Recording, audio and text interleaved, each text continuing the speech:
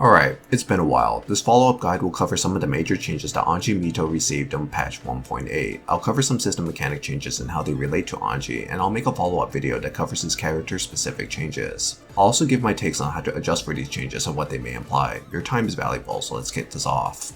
Punch and kick normals have special counter hit stun now. For example, Anji's 2P does not combo into 6H normally, but on counter hit it now does. The important new routes that this entails is that 2P, 5P, 2K, and 5K now combos into 6H on counter hits. There are some ranges where if you cancel into 6H, all the hits might not connect. In this situation, you need to cancel the initial hits immediately into Fujin. You can also just go straight into Fujin instead. It's not a bad idea since Fujin is a far better special attack in this version of Anji. It's worth noting that Anji has some of the best punch normals in the entire game, so try to be cognizant of converting your 2P mashouts into a combo. 5P anti-airs on counter hit also now grant you more wiggle room to confirm if you're ready for them. Don't forget about 5P, it's a great and low risk check that can anti-air a lot of things. As for air to airs, the conversions are somewhat hard for JP, but JK can lead to some situations, but you really need to just ad-lib your confirm, which will come with experience. One final note is that 5K is now dash cancelled, so in some situations where you counter hit the enemy in the air with 5K, you can get a nice confirm. This is useful to check some moves in various matchups, so it's worth considering. This leads to the next change. 5K and close slash are dash cancelable now. Dash cancels have a slight distinct animation difference in that the dust cloud that appears from your feet has an orange glow as opposed to just being gray. The implication of dash cancels at first is that you could do close slash and dash cancel it for more greedy pressure like another close slash or throwing them. Since close slash is actually plus on block now, the opponent may not easily call it out, but if you show to do it a few times, they will be ready for it, so don't overuse it. The real main use of dash cancels for Anji is two things. One is for the confirms as mentioned earlier. 5K anti-airs can lead to a combo with the help of dash cancels, and the same applies for close slash counter hit confirms. The second reason is utilizing the dash momentum and cancelling it into Ko. Ko is integral in Anji's combos, and his positioning after he hits Ko is very important. The closer Anji is to his opponent, the better it is because it gives him more stability in his follow-ups after Ko. One good example where dash cancel Ko is valuable is if you hit a counter hit Nagiha in the corner. The original combo prior to the patch was to link a 5K into Fujin and Rin and utilize the ground bounce for a combo, but since Rin's doesn't ground bounce that high up anymore, the next best alternative is to use 5K into dash cancel Ko. Without the dash cancel, Anji will not be able to reach the opponent with Ko, but with the dash cancel, he can easily do so, and follow up with JK into JD.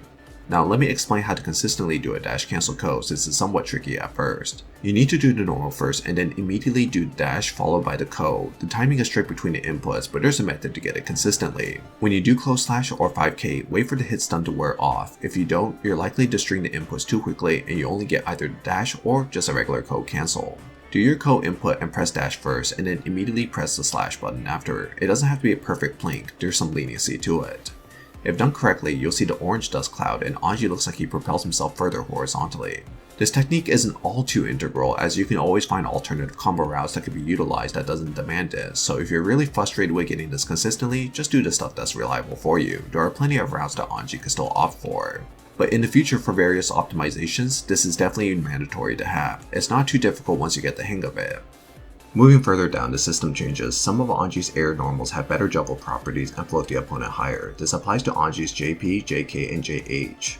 JH is the big one as that normal originally spiked the opponent downwards on air-to-air hits, making combos near impossible without Roman cancels. Now all of his normals float the enemy other than JD, which just wall bounces them. This helps with Anji's wall bounce confirms at mid-screen and his regular air-to-air confirms.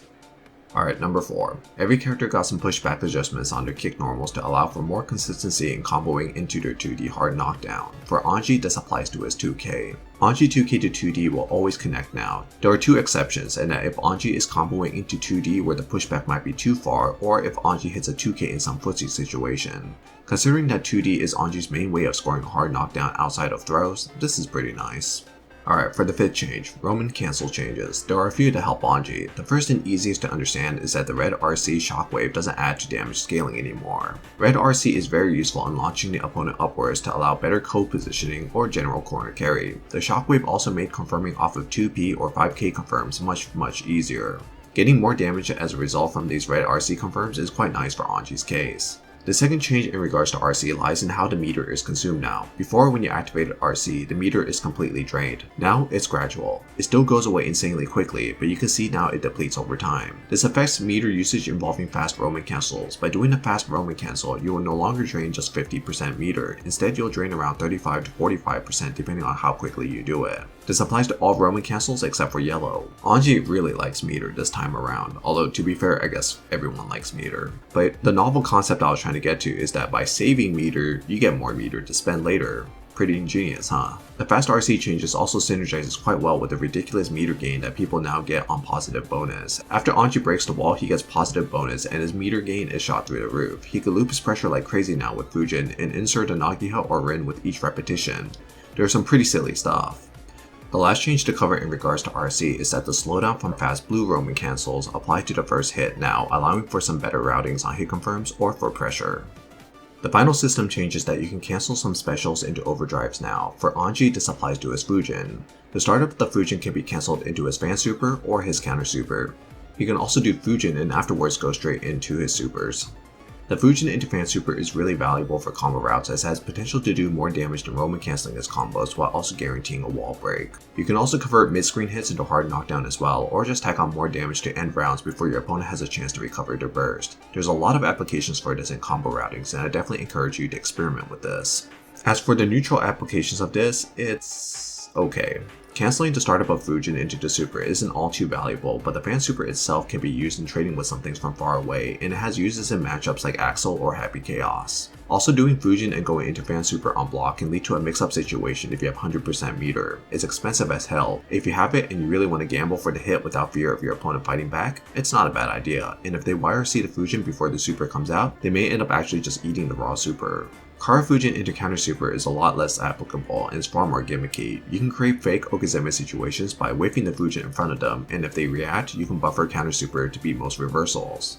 In the actual neutral though, it's hard to consistently bait out people to hit the counter super when combined with the animation of Fujin, and it feels really unnecessary to do this to begin with. The risk reward is really offset in your disadvantage, and I feel that this only catches people who really forget what to do when they see Anji assume this pose, or they were just going to press the button regardless anyways. You can make the argument that this is good for catching people who attempt to Dragon Punch after blocking Fujin, but Fujin can't be punished by DP anymore in this game because the patch slowed down many DPs while also reducing the recovery of Fujin. If you want the better way to bait out the DP, simply just do nothing. It's as easy as that.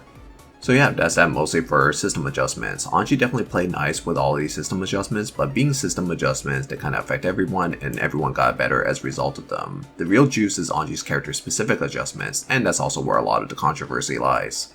Anyways, it's good to be back, but don't expect too much frequent videos. These take a while to make. If this video helped a bit, give it a like, maybe a sub, maybe a comment, or nothing. You don't really owe me shit. But yeah, I appreciate everything regardless.